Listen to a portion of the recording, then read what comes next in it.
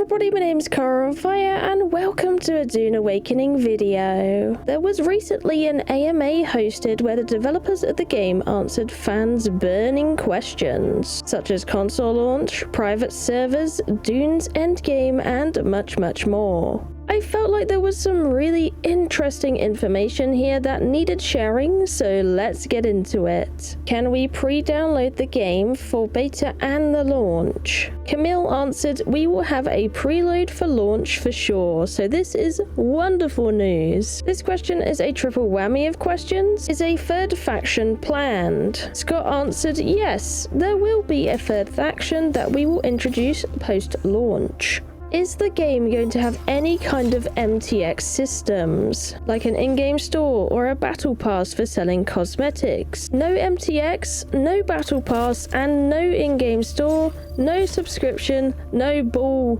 It will just be the game purchase and the seasonal DLC. Is an endgame PVE activity planned away from the deep desert, something akin to a raid difficulty dungeon? For endgame PVE activity, we won't have raids like you'd see in an MMORPG, but we will continue to add more late game content for players of all types. I'm not gonna lie, PvE raids would be killer in Dune. That would be incredible to see. Or maybe even like a King of the Hill or like a defense thing where you have to defend like a spice harvester. I think that would be pretty damn sweet. I just don't know how capable that would be. Next question is, will the servers be region locked? Camille answered, there is no region lock, so you can play in any region you want. Since you can have one character per world, you can also create multiple characters in each region. My next question is going to be really interesting for some, especially if you have a PlayStation or an Xbox. Can we at least get a console release window, even something vague like before the end of 2025? Scott answered, it won't be before the end of 2025. Our current plan is to release the console version before the end of 2026. Meaning for console, you got a year and a bit to wait, unfortunately, for when Dune is ready to come to you. So I'm sorry, console people, at least we got a little bit of news on this, because otherwise it was like, we don't know, and finally we got some kind of estimated date, which is really awesome. It would be really nice for them to release it all together, but I understand why not as well. For question 5, we have you addressed the concerns about the combat, and what are your thoughts about the current state of the combat? Vilga answered, switching between melee, ranged, and abilities is fun and intense. Playing optimally like this is highly encouraged, however we are still working on combat and have some exciting melee updates on the way. Agent Coyote asks, if I'm planning a longer vacation or work-related trip that requires me to disconnect from the game and last longer than the generator can power and protect my base, how can I ensure that my base remains intact and all my stored items are safe? Scott answered, your base can have power for up to 2 weeks and then the shield will come down. When your base is unshielded, the sandstorms will start destroying your base, but this is an instance and it's a slow process if everything is inside a wall. You have options if you're going on vacation for a long time, like blueprinting your base and storing resources in the bank at a social hub. As a side note, I think this is really good having a place to bank your items. It should help when you want to hiatus from the game, like maybe you've played to your heart's content and you want to step away and play some other stuff for a bit. This will really help alleviate feeling like players are padlocked and chained to the game and have to keep just a timer running. We just have to hope that the bank has some reasonable slots in there for us to be able to store some really decent gear. For the next question, we have, what is the purpose of Sieges? If you are capable of hosting 500 plus players in the deep desert, why not just have bigger servers for everything?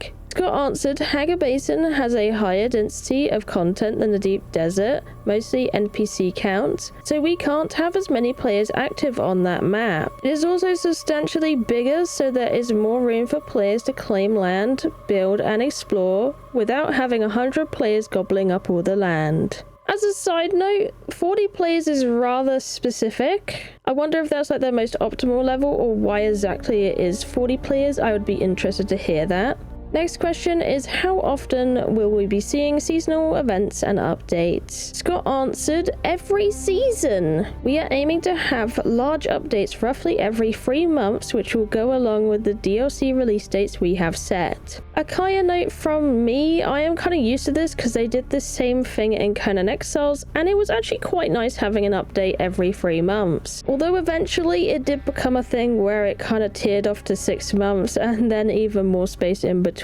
So I'm not entirely sure about this, but I just thought I'd mention it because that is what happened with Conan. It eventually became like a 6-month thing. So I'm really interested to see if they'll be able to keep up with this 3 months on this one. Next question is in relation to server transfer. It goes, after the rush of new players and servers stabilize, will it be possible to transfer a character permanently to another Haga Basin within the same world? I would assume that it would need to be accepted that everything the character has is forfeited, but the skills and experience of the character would transfer over. This would help players move to lower population servers and join friends. Scott answered, not on launch day, but we will add this functionality after launch. During the beta this weekend, you'll be able to use the visit feature to go to another Haga Basin server on your world. The only restriction you have is when you're on a different Haga Basin is that you cannot place a land claim, but you can do everything else. The next version of this feature, which will happen either at launch or soon after, is being able to visit from the server browser instead of in-game.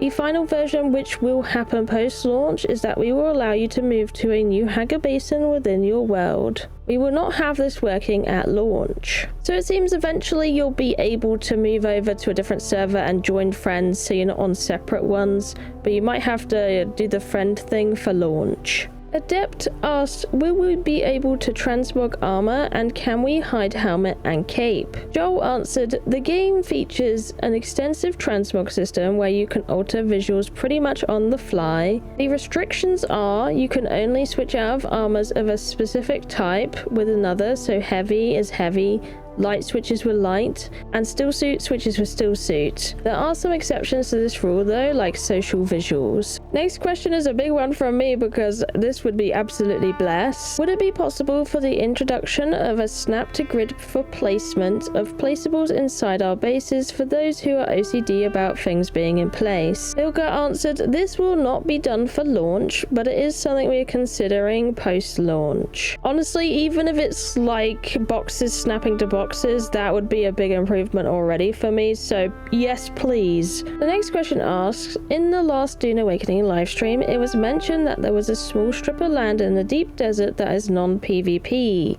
How big is this non-PvP area in the deep desert? Vilga answered, it is roughly 10% of the deep desert. The next question asks, what happens if a layer has 200 people allocated to it, but 180 of them don't ever log in and play? Does that mean the layer becomes a quiet den of just 20 people doomed to not have people join?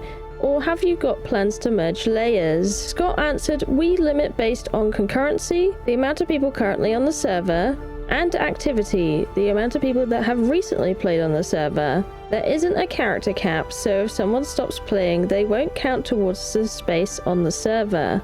Mountain Reading asks, what is your long-term vision for the game? Do you see this as a persistent online game, like a game that players can live in, so to speak, or do you expect most players to play through the content, then return when a new update or expansion comes out? Now Joe answered this one, and he said the game is designed as a persistent online experience where players can live and take part in the politics of the Imperium. But it is complicated. The game has a fair chunk of launch content, and the endgame systems, aka the Landsred and Deep Desert, are designed around the idea of player activity cycles. If you commit to them, there is always something to be done. The Deep Desert also changes layout each week and is our attempt to create the pillar of infinite exploration. There's also a finite level of content outside of those systems. There are a finite number of quests, dungeons, and crafting recipes. The story mission runs throughout the game and at a certain point ends. More of these finite elements will be added as the game matures, as well as new features that will arrive with the updates. My personal plan runs for years, and as people who have played Conan Exiles can attest, we are committed to adding a lot to the game over time. As a kind note, I'll give him credit, they did add an awful lot to Conan Exiles. There was a lot to play in that game, but they kept me playing and kept me interacting on that game, so hopefully we'll see the same here with Dune Awakening. We'll have to wait and see. But I also think his point kind of, interacts with different players in different ways. Some players have certain attention spans, like some players will want to play like really long term and constantly, and other players only really enjoy going on for a little bit and then they want to go and play a different game. So it'll be interesting to see what happens with this and how it interacts over the year that it is released in. Next question is, will we get expanded options for the character creator by launch, or at least very later on? Are we also able to change the character's appearance later in the game after we start? Vilga answered, we have expanded the options since the character creator was released. We will continue to expand it post-launch. Changing your appearance will be a post-launch update. As a Kaya note, that means make sure you're very happy with your character's appearance, because you might not be able to change it for a while, so make sure it looks really good.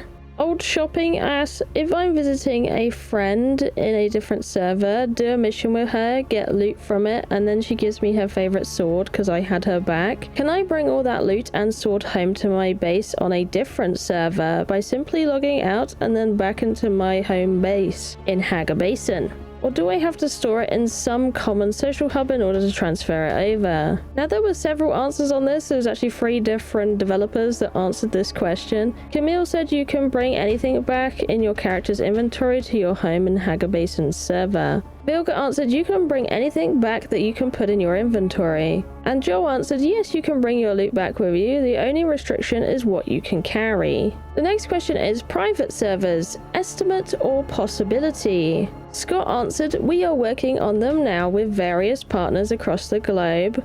I cannot commit to us having them at the launch though, but we will try to get them out as soon as possible. As a Kaya note, this is absolutely wonderful news. It does mean that we will be getting private servers. It's just more of a question when we'd be getting them.